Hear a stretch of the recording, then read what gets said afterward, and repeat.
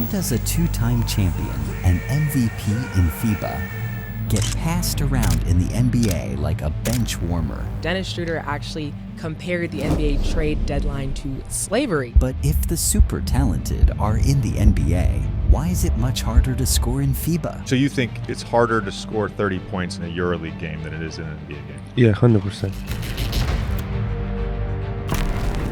The 2024 Paris Olympics marked a historic moment.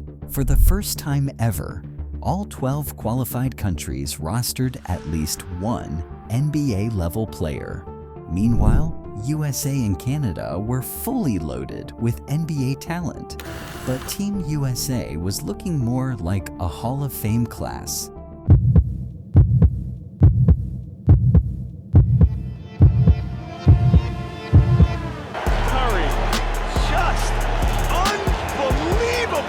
The Americans walked through Paris like gods among mortals, and predictably, they walked away with gold.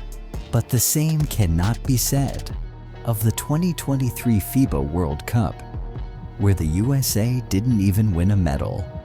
Germany sent the United States home in the semifinals.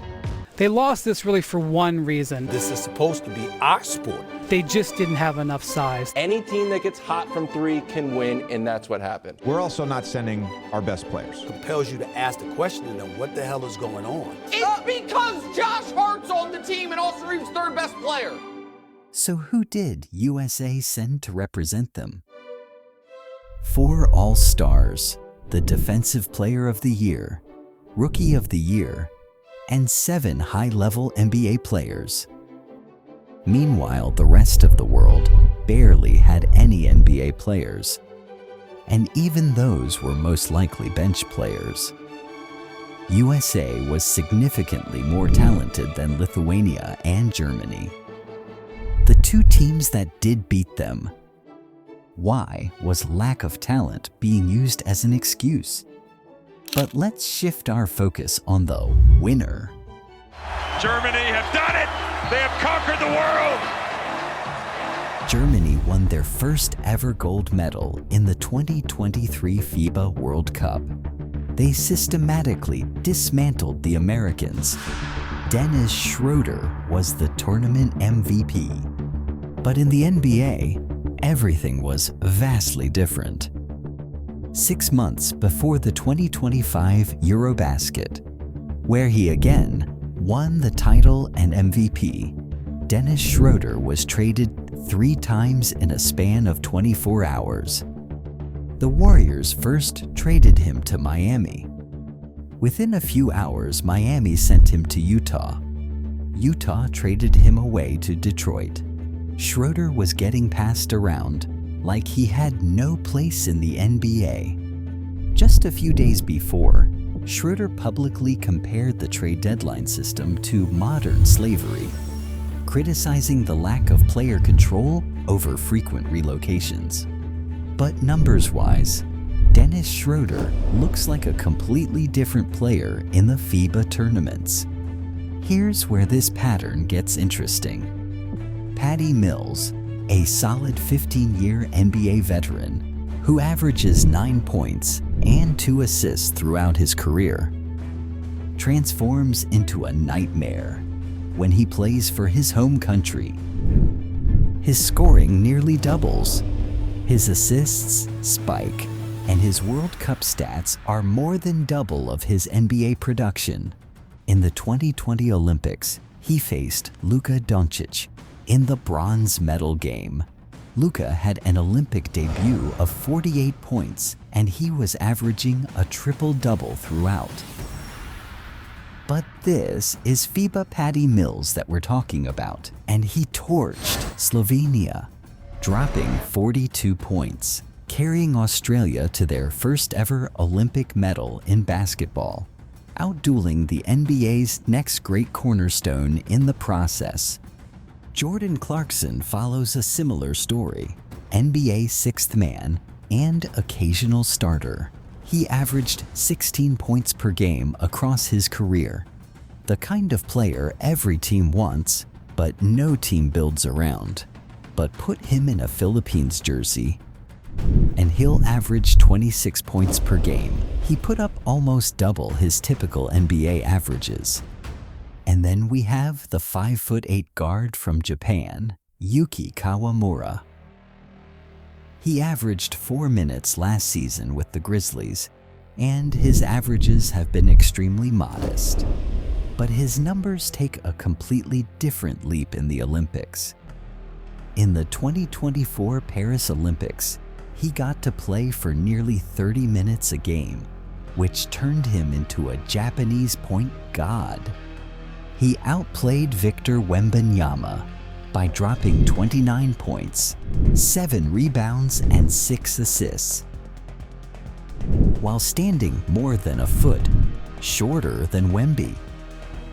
Yuki is mythical. Japan would have won this game, if not for a very controversial call at the end of the game. I mean, that's clearly not a foul. But I digress. Now, you might think this is simple. FIBA has weaker competition, and role players get a lot more minutes. But if that's all there is to it, then how did a loaded USA roster get knocked out by Lithuania and Germany in the FIBA World Cup? But again, these tournaments do have a significantly diluted talent pool compared to the NBA. Guys who barely see minutes suddenly get the green light to represent their country. You know, it's something special to play for your country, something special to represent your country, your people, your fans. But playing for your country is just something that it's hard to compare. So clearly, there's something we're missing here. The traditional explanations only scratch the surface of what's really happening in these international tournaments. While the NBA and FIBA basketball look identical on the surface, it's the small rule changes that create a butterfly effect, which fundamentally alter the entire flow of the game. The NBA courts are 94 by 50 feet, while the FIBA courts are slightly smaller, measuring at 91 feet 10 inches by nearly 49 feet. This might sound like a really small difference, but it results in lesser space in the court and faster transition plays. The smaller FIBA court also makes the three-point line smaller. The three-point line is 23 feet 9 inches at the top of the key and 22 from the corners. But in FIBA, the three-point line is 22 from all angles. This makes a significant difference, turning borderline three-point shooters in the NBA into legit threats in FIBA. There are plenty of other differences, like FIBA only allows 5 personal fouls compared to the NBA's 6, just 5 timeouts instead of 7. But there's one rule change that completely breaks the game open: the 3-second violation. In the NBA, defenders can't camp in the paint. 3 seconds and you're out, keeping the lane clear and forcing movement. But FIBA only has an offensive 3-second violation. This allows big men to plant themselves in the paint and camp there for an entire possession with 0 consequences. All these changes lead to the resurrection of something the NBA thought it had killed: the mid-range jumper. Smaller guards who are comfortable shooting the midi thrive in such environments. Also, the FIBA games are shorter.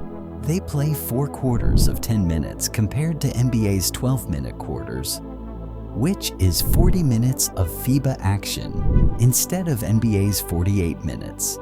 This, paired with smaller courts, means players have a lot more energy to maintain a higher intensity and to go harder on every possession. Speaking of energy, the international FIBA tournaments only last for about 2 weeks. But the NBA season, in contrast, is a 6 to 8 month long season. Every game in FIBA has the intensity of a playoff game. A 2-week tournament means no 7-game series to figure out your opponent, no adjustments between games, because you either show up or you're sent home. Each of these tournaments offset only once every 4 years. But all these rule changes and structural differences are just constraints. The real revolution happens in how the players perform around it.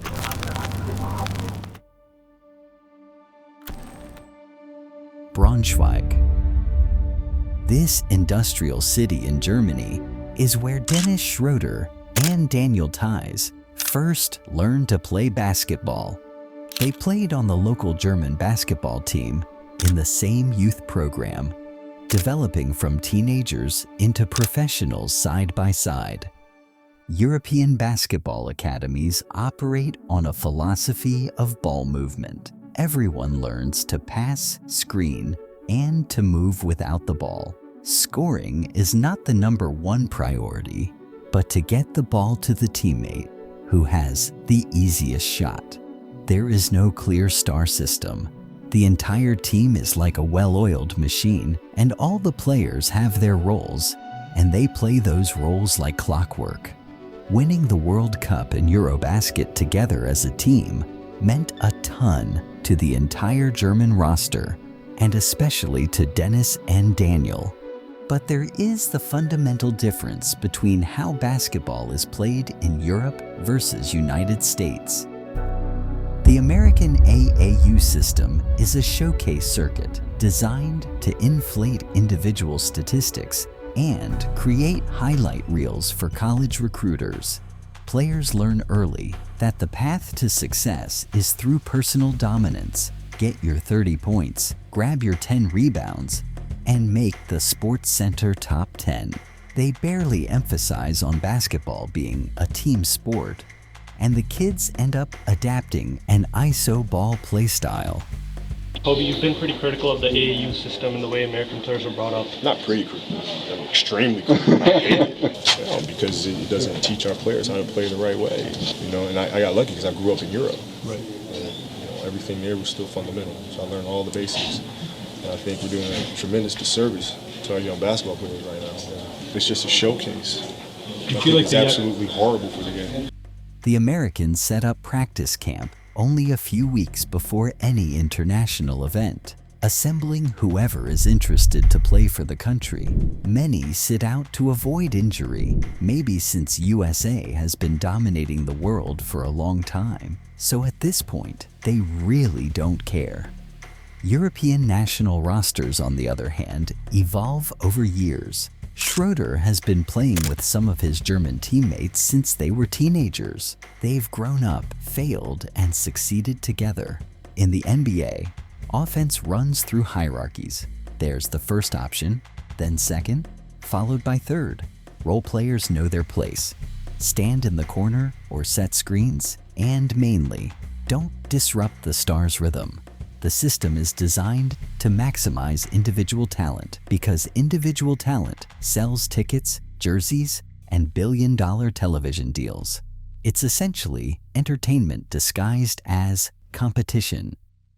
When Team USA lost in 2023, American media searched for excuses, but Germany had been preparing for decades. Schroeder averaged more points, assists, and rebounds playing for Germany than in any NBA season of his career. But those numbers came within the flow of team basketball, not at its expense. He was great because Germany was great. Germany was great because everyone understood that their role wasn't to be a star, but to be a champion.